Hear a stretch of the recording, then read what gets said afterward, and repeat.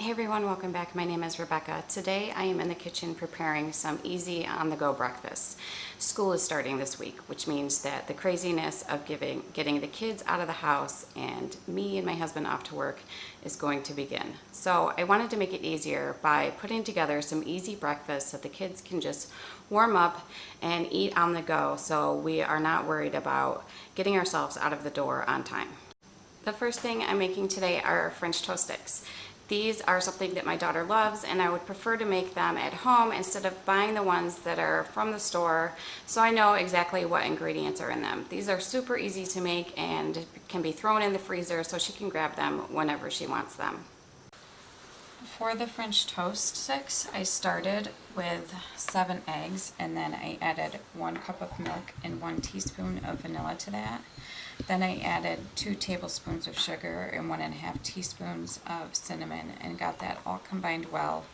So I was ready to dip the French toast sticks in there. I ended up using a loaf of farm fresh bread that I got right from the bakery at my local grocery store, and I asked them to cut it wide so it would be the perfect size for French toast sticks. I then got them all dipped. I ended up having 2 sheet pans full of French toast sticks, which will be perfect to last my daughter for several weeks. I ended up adding a little bit of extra cinnamon and sugar mixture to the second pan of French toast sticks that I made, because I found that once I got towards the end of the batter, it didn't have as much cinnamon on it, and I wanted them to have that cinnamon flavor.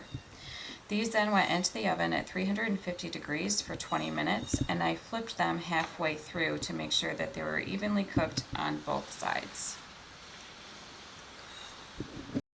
Second thing I'm making today are egg muffins. Now I am throwing spinach and a chicken sausage into mine, but you can throw whatever you want in there. These are great for my son. They're packed with protein to get him going on a long day filled with school and football practice. For the egg muffins, I started with about 2 or 3 cups of fresh baby spinach, and I threw it right in my food processor. To that, I added 10 eggs and 1 cup of milk. Then I added a chicken breakfast sausage. I added a whole package of those. They come with 7 in a pack.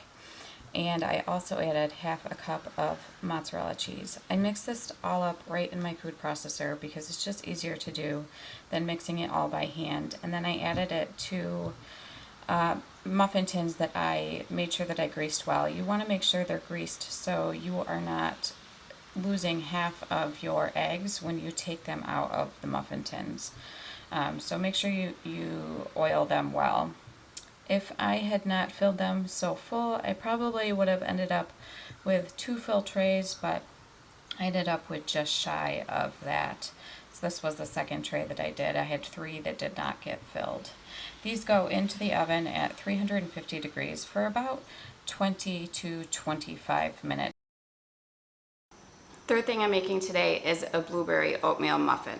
These were super simple to make, and they have really healthy ingredients in them. No flour, no white sugar, easy to make and easy to take on the go.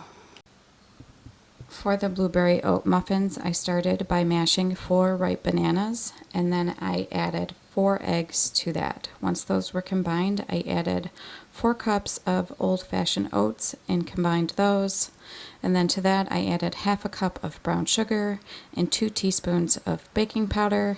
I then added 2 teaspoons of vanilla extract and a 1/4 cup of maple syrup. This recipe did not call for salt, but next time I make these, I will definitely be adding a teaspoon of salt to these. I just felt like it was missing something. And I also think that a great addition to this, especially during fall or winter, would be cinnamon. I think that would taste really good as well. I'll definitely be adding that to my next batch of these.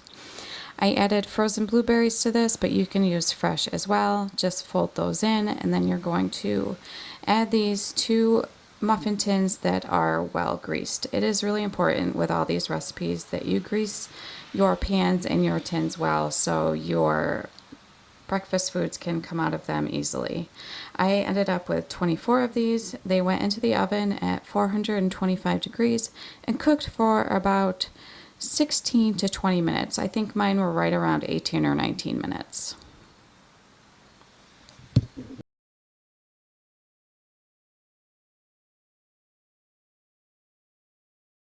Taking the time to do this means that my kids aren't going to tell me that there's nothing to eat, because I know there is, because I prepared it.